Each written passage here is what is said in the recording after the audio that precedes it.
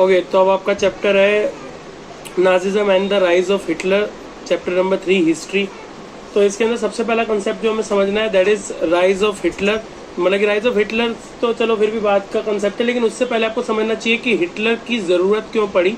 ठीक है, मतलब कि जर्मनी के अंदर ऐसी क्या सिचुएशंस थी कि हिटलर को जो है वो मतलब कि कंट्रोल करना पड़ा या हिटलर जो है वो पावर में आया। तो उससे पहले आपको सबसे पहला जो कंसेप्ट समझना है that is the rise of Weimar Republic. ठीक है, तो वीमर रिपब्लिक के राइज को आपको समझना है। अब ये वीमर रिपब्लिक आया कहाँ से, कैसे हुआ, वो सब समझते हैं।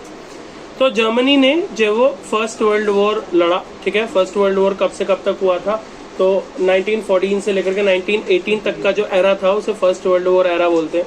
तो फर्स्ट वर्ल्ड वॉर तब हुआ और जर्मनी ने उसमें पार्ट लिया। और जर्मनी ने जब उसके अंदर पार्ट लिया तो वो साथ में ऑस्ट्रेलिया के साथ साथ जो वो बड़ा पार्ट लिया था। ठीक है, ऑस्ट्रेलिया भी उसके साथ में था। और किसके खिलाफ लड़ रहे थे ये लोग, तो ये एलाइज पावर के खिलाफ लड़ रहे थे। एलाइज पावर किसको बोलते हैं, एलाइज पावर बोलते हैं इंग्लैंड, फ्रांस, रशिया को एलाइज पावर बोलते हैं। ठीक है, तो एलाइज पावर के खिलाफ ये लोग लड़ रहे थे। तो अब इसके बाद में क्या हुआ कि इनिशियली तो जर्मन को, यानी कि जो जर्मनी है उसको बहुत बेनिफिट होने लगा। उन्होंने फ्रांस और बेल्जियम वगैरह पर जो है वो मतलब जीत हासिल कर ली, फ्रांस और बेल्जियम पे कब्जा कर लिया। लेकिन बाद में उनको प्रॉब्लम्स होने लगी। ठीक है, क्योंकि एलाइज जो है वो जीत गए, एलाइज के खिलाफ लड़ रहे थे।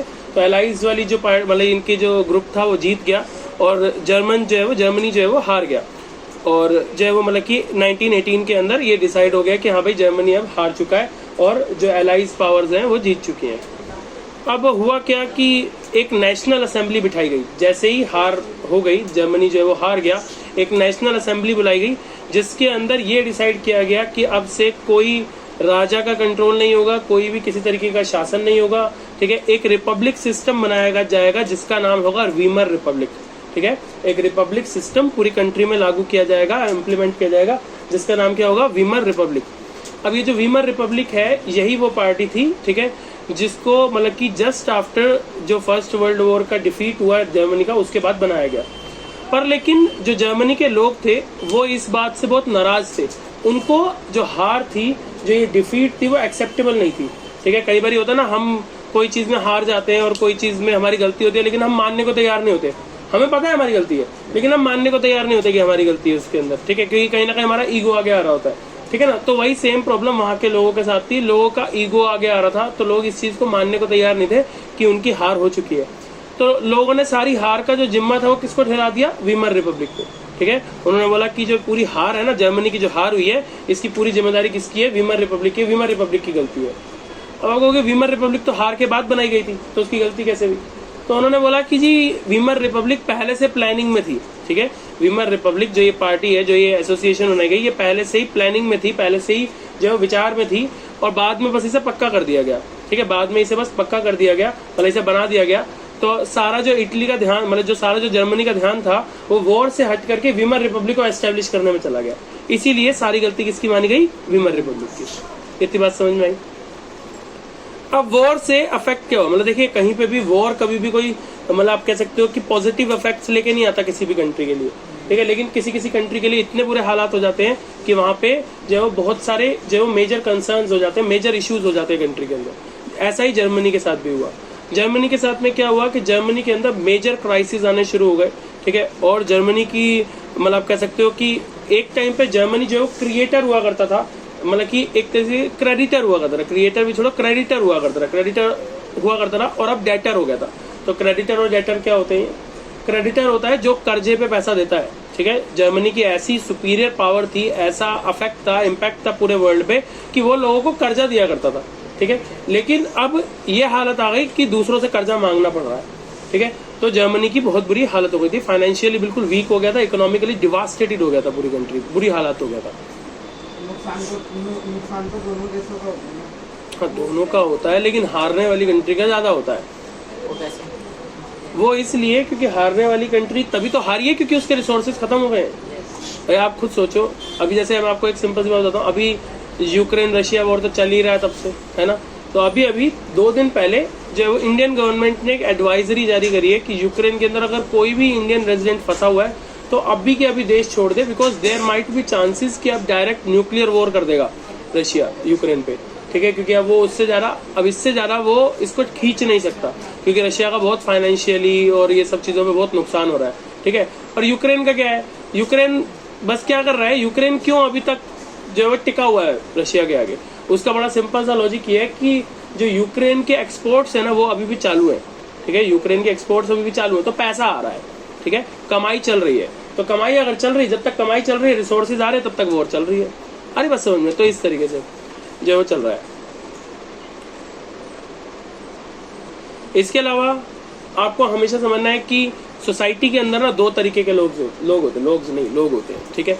एक होते हैं कंजर्वेटिव मतलब कि माइंडसेट वाले लोग, और एक होते हैं क्या, कैपिटलिस्ट माइंडसेट वाले लोग।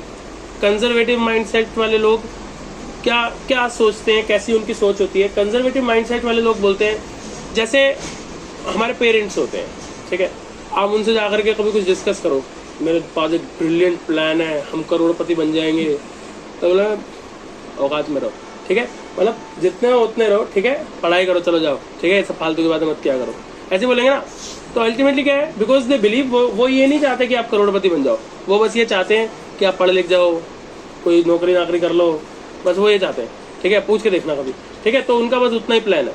तो कहने का मतलब क्या हुआ, कहने का मतलब ये है कि उनकी माइंडसेट को क्या बोलेंगे, कंजर्वेटिव माइंडसेट, जो slow and steady wins the race में बिलीव रखता है, ठीक है। वो बोलते हैं कि धीरे धीरे बढ़ते जाओ, ठीक है, और एक दिन बहुत बड़े हो जाओगे, ऐसे ऐसे, ठीक है, तो उस चीज में बिलीव करते हैं। और एक होता है कैपिटलिस्ट माइंडसेट। कैपिटलिस्ट माइंडसेट क्या होता है कि जिसके अंदर वो बोलता है कि पूरी पावर के साथ में जो भी काम करो, पूरी पावर के साथ करो, ठीक है, और पूरी पावर के साथ करके उसको डिफीट कर दो, ठीक है। तो जर्मनी में भी जैसे इंडिया में दो तरीके के लोग हैं, उसी तरीके से जर्मनी में भी दो तरीके के लोग थे, कंजर्वेटिव माइंडसेट वाले लोग और कैपिटलिस्ट माइंडसेट वाले लोग, ठीक है। अब जो कंजर्वेटिव माइंडसेट वाले लोग थे ना, वो सभी वीमर रिपब्लिक के जो सपोर्टर्स थे, जो कि कैपिटलिस्ट माइंडसेट वाले लोग थे, उन सबको गलत ठहरा रहे थे, ठीक है, उन सबकी बुराइयां कर रहे थे, उनको उनके खिलाफ बोल रहे थे और उनको बेसिकली परेशान कर रहे थे। ऐसा इसीलिए क्योंकि वो लोग वीमर रिपब्लिक को ही मानते थे ना कि वॉर का जिम्मेदार वीमर रिपब्लिक है, तो उसके सपोर्टर को भी बोले। आप खुद सोचो, आज सब लोग मोदी के इतने फैन है, ठीक है, तो अगर कल को पता चले कि जी मोदी ने कुछ गड़बड़ कर दी, कुछ भी आ जाए, ऐसी कोई न्यूज आ जाए, कुछ भी गड़बड़ आ जाए, तो जितने भी नॉन मोदी सपोर्टर्स है, मोदी सपोर्टर्स के मजे लेंगे ना, हाँ भाई क्या हुआ, ऐसे करके करेंगे कि नहीं करेंगे, तो वही सेम चीज, ठीक है। तो ऐसे ही वहां पर क्या था, वहां पर जो वीमर रिपब्लिक के जो नॉन सपोर्टर थे, वो वीमर रिपब्लिक के सपोर्टर्स के खिलाफ हो रहे थे, उनके खिलाफ आंदोलन कर रहे थे, उनसे जो बातें करनी बंद कर दी थी, रिलेशंस तोड़ दिए थे, इस तरीके से। अब बात करते हैं पॉलिटिकल रेडिसिज्म, ठीक है, एंड इकोनॉमिकल क्राइसिस। तो जो वीमर रिपब्लिक थी, वो जो है वो बेसिकली उसी के साथ में जो है वो मतलब कि वहां पर जो है वो क्या हो गया था कि एक स्पार्टिसिस्ट जो है वो उन्होंने फाउंड करी थी कम्युनिस्ट पार्टी ऑफ जर्मनी, ठीक है। मतलब ये बेसिकली क्या है कि जैसे ही वीमर रिपब्लिक की शुरुआत हुई, अब देखो आप खुद सोचो, जैसे इंडिया के अंदर नेशनल कांग्रेस पार्टी आई, फिर जनता पार्टी आई, फिर इतनी सारी आम आदमी पार्टी है, फिर इसके बाद समाजवादी पार्टी, इतनी सारी पार्टी है, तो ये सभी पार्टीज अलोंग साइड खुलती चली गई ना, बनती चली गई ना। जबकि एक बंदे ने देखा कि अच्छा ऐसा भी होता है, तो ऐसा काम शुरू कर लो, ये पॉलिटिकल पार्टी बना लो, तो इस तरीके से अलोंग साइड काम शुरू होते चले जाते हैं ना। तो इसी तरीके से वहां पे भी हो रहा था, ठीक है। तो जैसे ही एक ये पार्टी खुली, तो इसी तरीके से एक पार्टी और खुल गई जिसका नाम क्या था, कम्युनिस्ट पार्टी ऑफ जर्मनी, ठीक है। क्योंकि अभी मैंने आपको बोला कि दो ही तरीके के लोग होते हैं, कम्युनिस्ट लोग या फिर कैपिटलिस्ट लोग। तो कैपिटलिस्ट लोगों की पार्टी कौन सी थी, वीमर रिपब्लिक, ठीक है। और जबकि जो कम्युनिस्ट लोग थे, उन्होंने अपनी एक पार्टी बनाई जिसका नाम था कम्युनिस्ट पार्टी ऑफ जर्मनी। इतनी बात समझ में आ गई।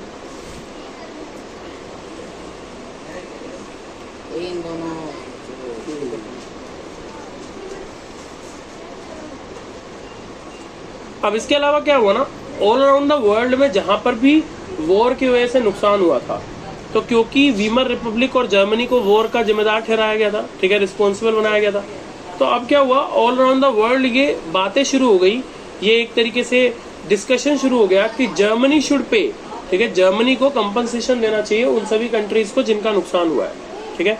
तो ऐसी जो है वो बातें शुरू हो गई, लेकिन जर्मनी ने बिल्कुल मना कर दिया कि वो जो है वो इस पैसे को बिल्कुल नहीं देंगे। इसे बोलते हैं वॉर रिपार्टीशंस, ठीक है, वॉर रिपार्टीशंस देने से बिल्कुल मना कर दिया।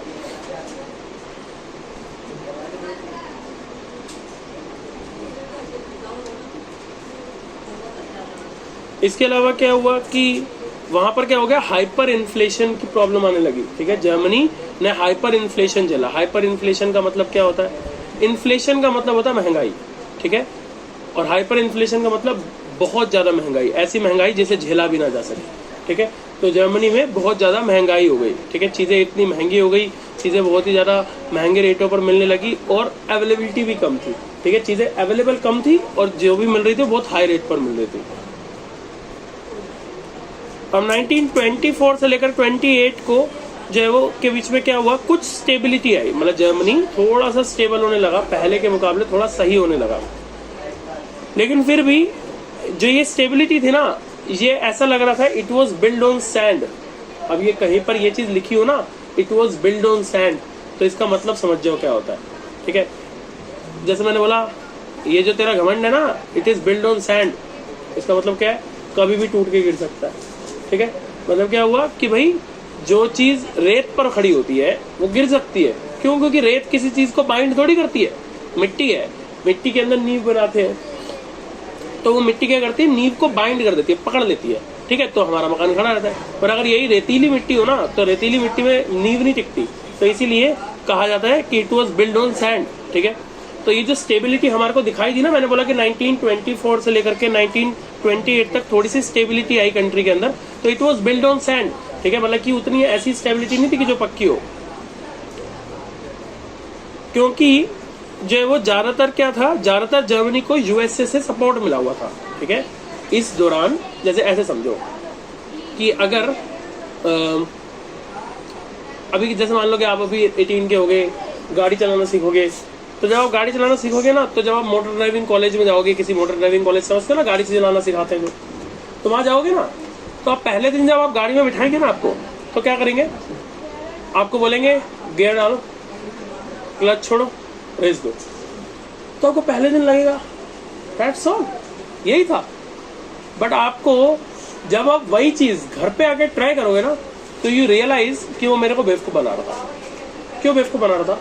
क्योंकि ना जो गाड़ी सिखा रहा होता ना, जो बंदा गाड़ी चला रहा है, हम गाड़ी चला रहे हैं स्टीयरिंग में बैठ के, हमारे नीचे ब्रेक और रेस है, वही सेम ब्रेक और रेस उसके नीचे भी होती है, ठीक है, और वो नीचे से कंट्रोल करना होता है। तो हम बस नाम का चला रहे होते हैं, असल में वही चला रहा होता है, ठीक है।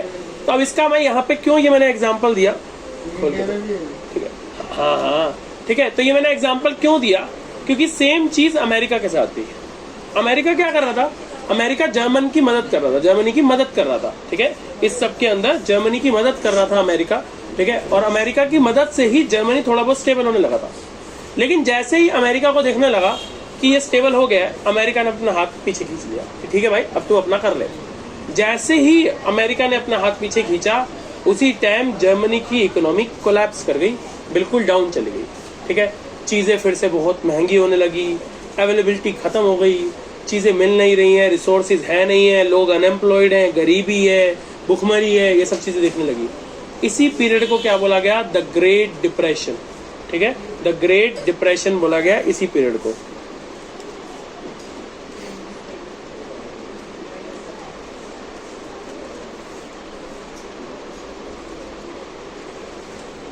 जो मिडिल क्लास लोग थे, ठीक है, उनके ऊपर दो प्रॉब्लम्स थी इसी दौरान, ग्रेट डिप्रेशन के टाइम पे मिडिल क्लास लोगों की दो प्रॉब्लम थी।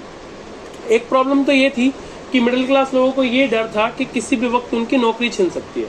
अब जब आप खुद सोचो ना कि जब इकोनॉमी में काम ही ना हो, मार्केट में काम ही ना हो, तो पैसे कौन देगा, कब तक कोई सैलरी पे रखेगा, है ना। तो मिडिल क्लास लोगों की दो प्रॉब्लम थी, एक तो ये कि कभी भी नौकरी छिन सकती है, और दूसरा ये कि उनके पास में कोई सेविंग्स बची नहीं थी, ठीक है, तो उनके पास में भूखा मरने तक की नौबत थी, ठीक है। तो ये एक मेजर प्रॉब्लम थी, दो मेजर प्रॉब्लम्स थी किसकी, मतलब कि मिडिल क्लास लोगों की जर्मनी के अंदर।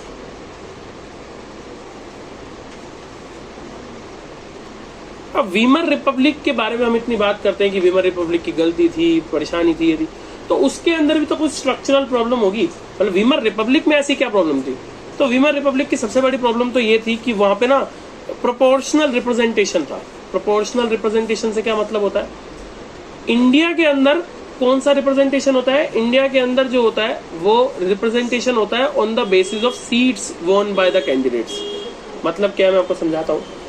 ऐसा है कि हमारे यहाँ पर कांग्रेस पार्टी को या बीजेपी को कितने परसेंट वोट मिले टोटल में से, ये बिल्कुल फर्क नहीं पड़ता, पता है ना आपको। हमारे यहाँ पर ये फर्क नहीं पड़ता कि टोटल कितने परसेंट वोट पड़े, कितने वोट पड़े किसको, उससे फर्क नहीं पड़ता। हमारे यहाँ पे फर्क इस बात से पड़ता है कि जैसे अगर बीजेपी है तो बीजेपी कितनी सीट्स पर जीत गई, और अगर कांग्रेस है तो कांग्रेस कितनी सीट पर जीत गई देश में, ठीक है। और जो ज्यादा सीटों पे जीता होता है उसकी सरकार बन जाती है। आपको पता ना हमारे देश में ये सिस्टम है, ठीक है, हमारे देश में ये सिस्टम है। पर वीमर रिपब्लिक में ये सिस्टम नहीं था। वीमर रिपब्लिक में था सिस्टम कौन सा, जिसको बोलते हैं प्रोपोर्शनल रिप्रेजेंटेशन। प्रोपोर्शनल रिप्रेजेंटेशन का मतलब क्या है, भले ही पूरे देश में मान लो मेरे कैंडिडेट खड़े हुए और एक भी कैंडिडेट नहीं जीता, मेरा एक भी कैंडिडेट नहीं जीता, पर पूरी कंट्री में टोटल जितने वोट पड़े उसके 20% वोट मुझे मिले। समझ रहे हो, मेरी पार्टी को 20% वोट मिले, ठीक है। टोटल जितने भी वोट पड़े, मान लो 1 लाख वोट पड़े तो उसमें से 20,000 वोट मेरी पार्टी को मिले, ठीक है। तो जो पार्लियामेंट होगी ना हमारी कंट्री की, वहां पे मेरे जो है वो मतलब कि टोटल मान लो 100 लोग हैं, ठीक है, मतलब टोटल 100 लोग खड़े हुए हैं, मान लो कि उसमें से 20 लोग मेरे जाकर के पार्लियामेंट में बैठेंगे। हालांकि कोई एक भी सीट नहीं जीता है, लेकिन फिर भी बैठेंगे। क्यों? क्योंकि यहाँ पे प्रोपोर्शनल रिप्रेजेंटेशन है। बात समझ में आई प्रोपोर्शनल रिप्रेजेंटेशन की? क्लियर है? डन। नेक्स्ट इज, इसके अलावा वीमर रिपब्लिक में एक प्रॉब्लम ये भी थी कि वहां पे ना आर्टिकल 48 लगता था। आर्टिकल 48 क्या बोलता था? आर्टिकल 48 क्या बोलता था? आर्टिकल 48 जो कि ये बोलता था कि कभी भी अगर कोई इमरजेंसी आएगी तो सारी जो कंट्री की पावर्स हैं वो किसके हाथ में चली जाएंगी? प्रेसिडेंट के हाथ में चली जाएगी। ये भी एक गलत चीज थी, ठीक है। अब बात करते हैं हिटलर राइज टू पावर, ठीक है। अब हिटलर का किस तरीके से उदय हुआ, हिटलर किस तरीके से पावर में आया, ठीक है, जर्मनी में। तो हिटलर का जो जन्म था वो ऑस्ट्रिया के अंदर हुआ 1889 के अंदर, और उसने जो है बहुत सारे मेडल्स जीते ब्रेवरी के अंदर, ठीक है, फर्स्ट वर्ल्ड वॉर में। तो फर्स्ट वर्ल्ड वॉर जब हुई तो वो भी वॉर में शामिल था और उसे बहुत सारे मेडल्स मिले ब्रेवरी के अंदर। लेकिन जो जर्मन की डिफीट थी, मतलब जर्मनी हार गया उस वॉर के अंदर, उसने उसे हॉरिफाइड कर दिया, एक तरीके से अंदर से हिला दिया, ठीक है। और ट्रीटी ऑफ वर्साइलेस ने उसे बहुत गुस्सा दिलाया, ठीक है। ट्रीटी ऑफ वर्साइलेस हुई, वो भी अभी हम आगे पढ़ेंगे कि ट्रीटी ऑफ वर्साइलेस क्या था। तो ट्रीटी ऑफ वर्साइलेस ने उसे बहुत गुस्सा दिलाया, जिसके बाद में क्या हुआ, उसने जर्मन वर्कर्स पार्टी को ज्वाइन किया। उसने एक जर्मन वर्कर पार्टी को ज्वाइन किया और उसका नाम बदल करके national socialist German worker party कर दिया। इसी को बाद में द नाजी पार्टी के नाम से जाने लगा। नाजिज्म जो है वो अब एक मास मूवमेंट बन गया, ठीक है। ग्रेट डिप्रेशन के टाइम पे, अभी बताया था ग्रेट डिप्रेशन हुआ था, तो ग्रेट डिप्रेशन के टाइम पे लोग परेशान थे, तो उन्हें कोई ऐसा बंदा चाहिए था जो कि उनकी प्रॉब्लम समझ सके, उनका साथ दे सके, ठीक है, और उनके साथ सरकार से लड़ सके। तो वो पर्सन कौन था? वो पर्सन और वो पार्टी थी नाजी पार्टी, ठीक है। तो नाजी पार्टी और नाजिज्म जो है वो पूरा फैल गया ग्रेट डिप्रेशन के टाइम पे। नाजी प्रोपेगेंडा जो है वो मतलब कि फैलता चला गया, और हिटलर जो है वो एक पावरफुल और अफेक्टिव स्पीकर बन गया। पावरफुल अफेक्टिव स्पीकर कौन सा होता है? स्पीकर वो जो कि अच्छा भाषण दे, ठीक है। तो पावरफुल मतलब कि जो कि जिसकी बात सुनने लोग दूर दूर से आए, ठीक है। तो पावरफुल और अफेक्टिव स्पीकर बन गया था हिटलर। उसने प्रॉमिस किया कि वो एक ऐसा नेशन बनाएगा जहां पे कोई भी पर्सन अनएम्प्लॉयड नहीं रहेगा, ठीक है। सभी को एम्प्लॉयमेंट मिलेगी, 0 अनएम्प्लॉयमेंट रहेगी वहां पे।